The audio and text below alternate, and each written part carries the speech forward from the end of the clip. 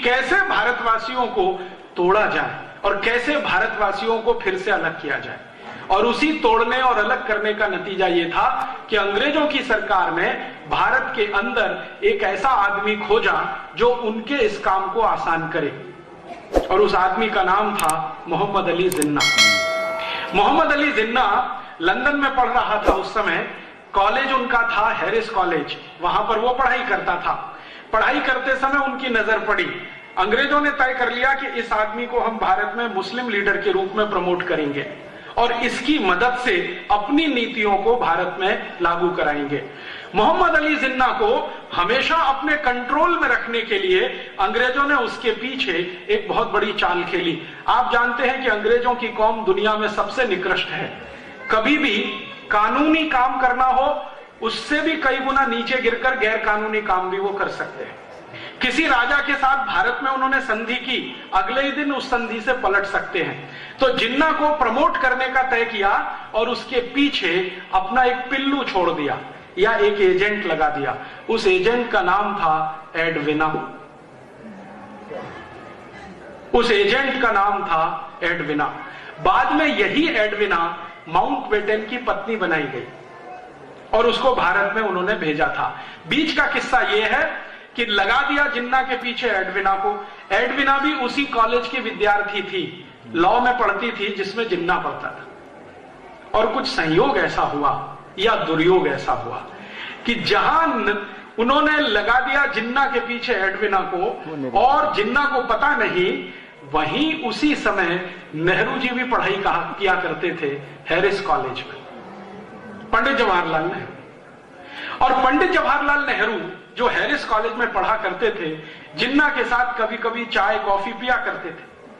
धीरे धीरे इस एडविना ने नेहरू और जिन्ना दोनों को शराब पीना सिखाया और दोनों को धीरे धीरे आगे बढ़ाया। अंग्रेजों की पॉलिसी थी कि दोनों को पैम्परिंग करते रहना है, दोनों को थपथपाते रहना है। थोड़े दिन के बाद जब इनकी पढ़ाई पूरी हुई, ये वापस आए, तो एडविना इनके साथ लग चुकी थी। शादी तो उसकी बाद में हुई है, पहले वो लग चुकी थी। एडविना को ब्रिटिश पार्लियामेंट ने एक स्पेशल ऑफिसर बना के एक बहुत बड़ी पोस्ट देकर, सीक्रेट एजेंसी के जैसे एक पोस्ट बनाकर हिंदुस्तान में लगा दिया और उसको कहा गया कि एक ही काम करना है, जिन्ना को प्रमोट करते हुए, पैम्परिंग करते हुए मुसलमानों का नेता घोषित करवाना है। जिन्ना भारत आ गया पढ़ाई पूरी करके। फिर उसके बाद अंग्रेजी अखबार जो यहां छपा करते थे हिंदुस्तान में, उन अंग्रेजी अखबारों में जिन्ना के बड़े बड़े बयान, एक छोटी सी बात कहे तो उसको बड़ा करके छापना, फोटो के साथ छापना, ये सब कहानी उन्होंने शुरू की। जिन्ना को लगा कि वो बहुत बड़ा लीडर है। वो दिल्ली में एक छोटा सा स्टेटमेंट करता था। अंग्रेजों का अखबार जिसको आप टाइम्स ऑफ इंडिया कहते हैं, ये अंग्रेजों का अखबार हुआ करता था। इसमें फ्रंट पेज पे छपता था। जिन्ना को लगता था अरे बहुत बड़ा लीडर हो गया वो। वास्तव में उसकी बात कोई सुनता और समझता नहीं था। भारत में मुसलमानों के दो वर्ग हैं, एक वर्ग शिया है, दूसरा सुन्नी है। दोनों ही जिन्ना को नेता नहीं मानते थे। शियाओं को पूछो कि जिन्ना नेता बन गया तो शिया और सुन्नी कहते थे जी तो कन्वर्टेड है, हमारा लीडर नहीं है। फिर उनसे दूसरी बात पूछो तो वो कहते थे ये तो सुअर का मांस खाता है, हमारे यहां तो वर्जित है। फिर उसको पूछो तीसरी बात तो ये तो शराब पीता है, हम मुसलमान तो शराब नहीं पीते। और सबसे बड़ा ऑब्जेक्शन था, जिन्ना का परिवार ब्याज पर पैसे दिया करता था, ये उनका मुख्य बिजनेस था। आप जानते हैं कि मुसलमान ब्याज पर पैसा लेना देना पसंद नहीं करते। तो वो कहते थे ये मुसलमान कहां से है। तो हिंदुस्तान का शिया और सुन्नी समाज जिन्ना को लीडर कभी मानता नहीं था, लेकिन अंग्रेज जबरदस्ती उसको मुसलमानों का नेता है ऐसा करके पैम्परिंग किया करते थे। धीरे धीरे उसकी बार्गेनिंग पावर उन्होंने बढ़ाना शुरू किया और कांग्रेस में उसको पहले भर्ती करा दिया। कांग्रेस के अंदर आके उसने ये कहना शुरू किया कि एक ना एक दिन भारत आजाद होगा तो अलग अलग हमको संप्रदायों के आधार पर मत विभाजन करवाना है। तो कांग्रेस के कई नेता कहा करते थे कि नहीं ये कोई काम नहीं है, ये कोई इशू नहीं है। धीरे धीरे जिन्ना ने देख लिया कि कांग्रेस उसकी इस बात से सहमत नहीं है, अंग्रेज उसको बराबर इसी के लिए पैम्परिंग करते रहे। एक दिन जिन्ना ने कहा कि कांग्रेस में मेरा दम घुटता है, मुझे ये पार्टी छोड़नी है, वो अलग आ गया। उसी समय अंग्रेजों ने क्या किया कि कि पुरानी बनाई हुई एक छोटी सी संस्था थी जिसका नाम था मुस्लिम लीग, जिसका अंग्रेजों ने कभी रजिस्ट्रेशन किया था सोसाइटीज ऑफ रजिस्ट्रेशन एक्ट के आधार पर 1905-6 में, उस संस्था का जिन्ना को प्रेसिडेंट बना दिया। उस संस्था में मेंबर कितने थे? 5। उसमें से एक जिन्ना, 4 में एक टाइपिस्ट जो संस्था का काम टाइप करता रहता था, एक झाड़ू लगाने वाला, ऐसे करके 5 मेंबर थे। छठा कोई मेंबर नहीं था। लेकिन यह संस्था का नाम ऐसा फैलाया, टाइम्स ऑफ इंडिया में पहले ही दिन जब मुस्लिम लीग का प्रेसिडेंट बना तो जिन्ना का इंटरव्यू आया, उसमें पूछा गया कि भाई आपका उद्देश्य क्या है? तो आजादी लेना। तो उसके बाद का उद्देश्य क्या है? तो भारत में मुसलमानों की सत्ता स्थापित कराना। तो वो कैसे संभव है? हिंदू तो मेजॉरिटी में है। तो जिन्ना ने कहा कि अगर संभव नहीं हुआ तो भारत का बंटवारा करना। इस तरह से वो आदमी बढ़ता गया, अंग्रेज उसको खाद पानी देते गए, उसमें बहुत सारा पैसा इन्वेस्ट करते गए। एक दिन ब्रिटिश पार्लियामेंट में बहस हुई कि हम जिन्ना पर इतना पैसा क्यों खर्च कर रहे हैं। आप जानते हैं जिन्ना का खर्चा करोड़ों रुपए का साल का ब्रिटिश पार्लियामेंट उठाती थी। तो ब्रिटिश पार्लियामेंट में एक सांसद ने सवाल उठा दिया कि जिन्ना के ऊपर इतना पैसा क्यों खर्च कर रहे हैं। तो अंग्रेजों का एमपी नहीं, प्राइम मिनिस्टर कहता है, क्लेमेंट आर एटली, एक दिन पार्लियामेंट में, और चर्चिल भी बाद में कहता है कि ये हमारा ट्रम्प कार्ड है, इसमें पैसा हम लगा रहे हैं ताकि जब चाहें तब इसको एनकैश कर सकें। और ये बात 1939 में कही विंस्टन चर्चिल ने, 1942 में कही क्लेमेंट आर एटली ने कि ये हमारा ट्रम्प कार्ड है। और सच में उन्होंने उसको ट्रम्प कार्ड की तरह से इस्तेमाल किया। 1942 का भारत छोड़ो आंदोलन जब सफल हो गया और अंग्रेजों ने देख लिया कि भारत के क्रांतिकारियों में बहुत बड़ी लहर पैदा हो गई है, भारत छोड़कर जाना ही पड़ेगा, और उससे भी ज्यादा महत्वपूर्ण बात यह थी कि सेकेंड वर्ल्ड वॉर में अंग्रेजों की इतनी पिटाई हो चुकी थी कि उनकी पूरी की पूरी कमर टूट गई थी, आर्थिक रूप से वो बहुत कमजोर हो गए थे, कारखाने उनके बहुत बुरी तरह से बंद हो गए थे, क्योंकि एक तो मंदी चल रही थी इंग्लैंड में और ऊपर से सेकेंड वर्ल्ड वॉर लड़ना पड़ा। सामने जो उनका दुश्मन था हिटलर, वो बहुत ताकतवर था, इसलिए अंग्रेजों की कमर टूटी हुई थी। तो उन्होंने कहा अब ये 2 देशों को हम संभाल पाए ये संभव नहीं है, भारत को छोड़ना ही पड़ेगा अगर हम अपने को बचाना चाहते। तो उन्होंने 1942 के अंत में ही तय कर लिया था कि अब हम भारत को छोड़ देंगे। बाद में घोषणा भी कर दी 45 में कि भारत को छोड़ देंगे। जैसे ही भारत को छोड़ने की बात आई तो जिन्ना को फिर आगे कर दिया कि अब तुम डिमांड करो। जिन्ना ने कहा कि ठीक है, मुझे पाकिस्तान चाहिए, पाकिस्तान चाहिए, इससे कम पर कोई समझौता हो सकता है? कांग्रेस के नेताओं ने जिन्ना से पूछा तो उसने कहा हां हो सकता है।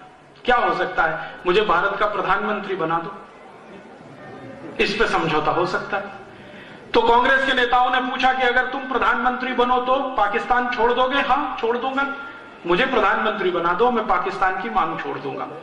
कांग्रेस वर्किंग कमेटी की मीटिंग हुई, उसमें यह बात रखी गई कि जिन्ना बोलता है कि उसको प्रधानमंत्री बनाना है, तो नेहरू जी ने कहा कि मैं उसको प्रधानमंत्री तो क्या अपने ऑफिस का चपरासी नहीं बना सकता।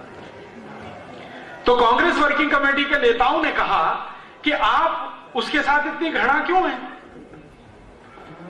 आप बोलते हैं कि उसको ऑफिस का चपरासी नहीं बना सकते, वो आदमी कह रहा है कि प्रधानमंत्री बना दो तो मैं पाकिस्तान नहीं मांगूंगा। तो हमारे लिए तो यह सौदा अच्छा है कि पाकिस्तान ना बने और वो थोड़े दिन के लिए प्रधानमंत्री हो जाए। तो कांग्रेस वर्किंग कमेटी में कई नेताओं ने ऑब्जेक्शन लिया नेहरू जी के सामने। गांधी जी के पास बात पहुंची।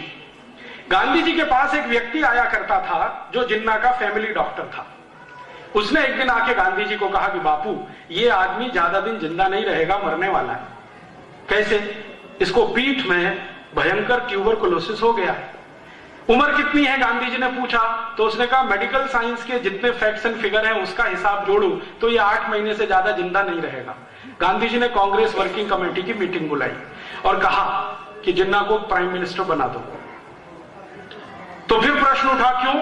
तो गांधी जी ने कहा बचेगा नहीं, ज्यादा दिन की उम्र नहीं है, मरेगा, कम से कम भारत तो बंटवारा नहीं होगा। और गांधी जी को इसमें इंटरेस्ट क्या था? आप जानते हैं गांधी जी ने एक स्टेटमेंट कर दिया था पब्लिकली कि पाकिस्तान बनेगा तो मेरी लाश पर बनेगा। तो गांधी जी ने कहा कि मेरी तो ये कमिटमेंट है कि मैं पाकिस्तान नहीं बनने दूं। तो कांग्रेस वर्किंग कमेटी के सामने गांधी जी समझा रहे हैं कि 8 महीने में मर जाएगा, ट्यूबरकुलोसिस हो गया है, पीठ का ट्यूबरकुलोसिस है, बन जाने दो। तो नेहरू ने कहा मैं तो तुम डिप्टी प्राइम मिनिस्टर बन जाओ। तो फिर बाकी नेता खड़े हो गए, मैं। तो गांधी जी ने कहा कोई फाइनेंस मिनिस्टर हो जाओ, कोई कुछ हो जाओ, कोई कुछ हो जाओ, प्राइम मिनिस्टर इसको हो जाने दो। तब नेहरू ने फिर कहा गांधी जी से, और वो आप सुनिए, और वो रिकॉर्ड की बात है, कोई साधारण बात नहीं है, फिर आपको समझ में आएगा कि भारत के बंटवारे का जिम्मेदार कौन है। नेहरू जी ने कहा कि बापू, अगर जिन्ना प्रधानमंत्री बनेगा तो मैं कांग्रेस को तोड़ दूंगा, और मैं कांग्रेस को तोड़कर अपना अलग गुट बनाऊंगा और अंग्रेजों के सामने सत्ता के दावे का क्लेम करूंगा। जैसे आज हमारे देश में होता है ना, चुनाव खत्म होता है, गवर्नर के पास हम जाते हैं ना क्लेम करने के लिए कि मैं कल से सरकार बनाऊंगा।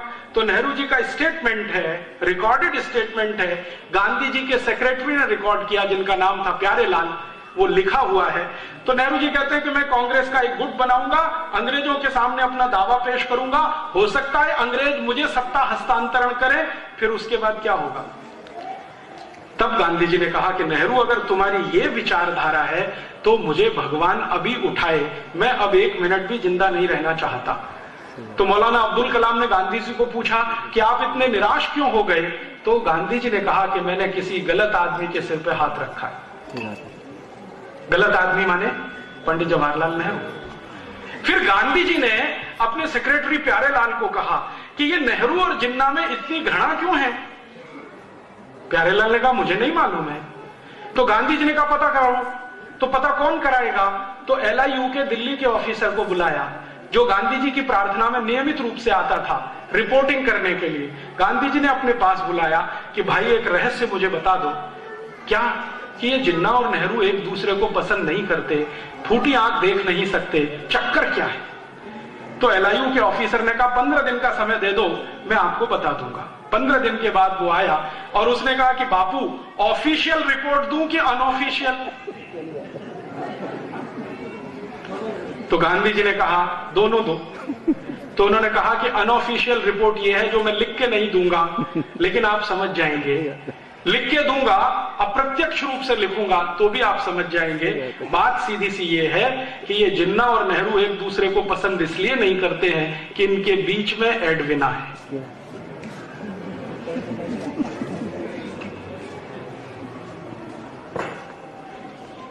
अब आप इसमें से अगर निष्कर्ष निकालना चाहें तो भारत का बंटवारा एक स्त्री के कारण हुआ, एक औरत के कारण हुआ, और वो थी एडविना।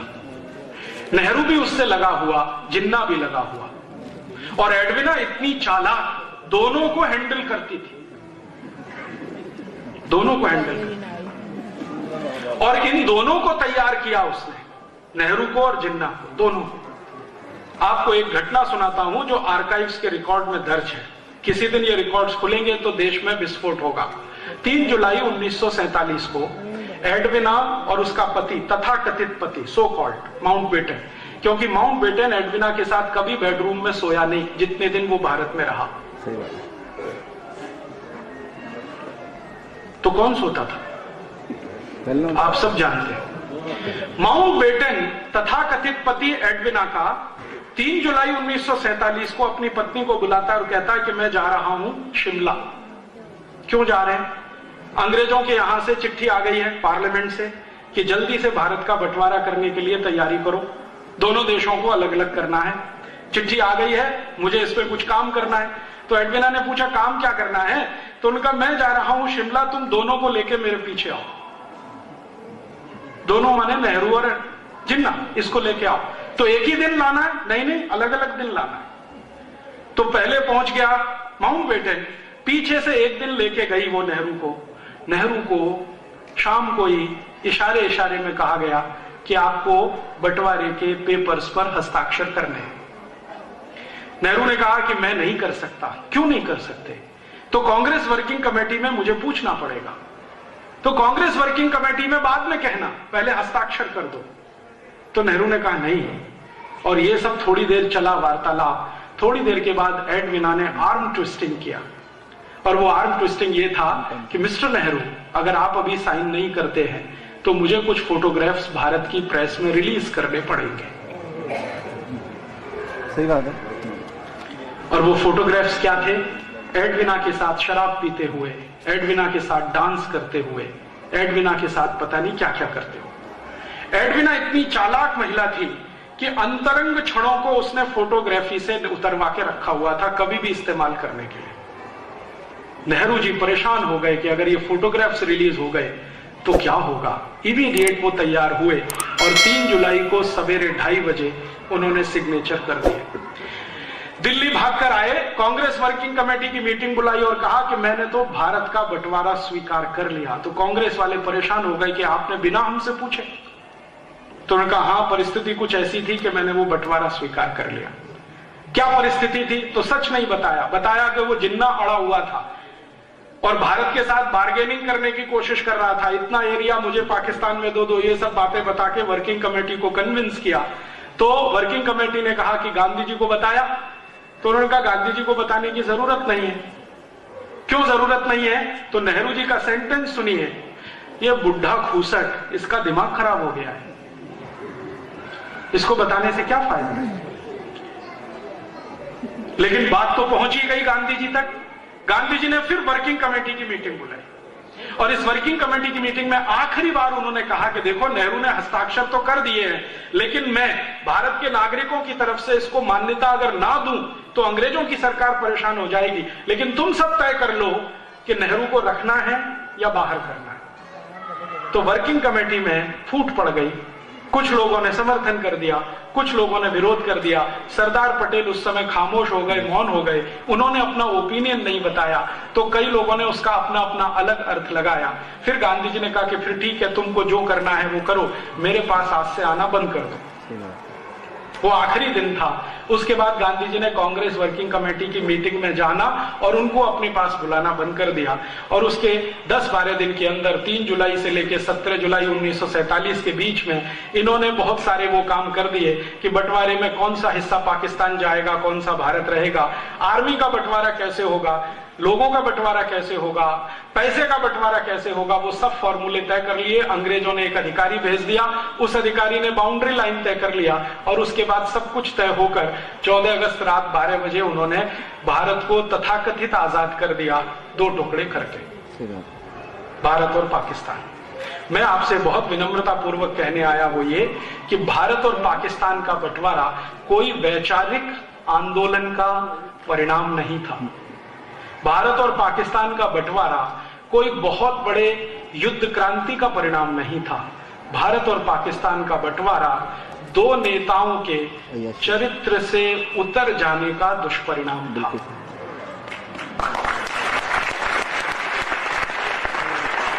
हमारे यहां यह कहा जाता है कि सामान्य आदमी दुष्चरित्र हो जाए तो उसका स्वयं का पतन होता है, लेकिन भारत के प्रधानमंत्री पद के दावेदार व्यक्ति के चरित्र का पतन हो जाए तो राष्ट्र का ही विनाश होता है।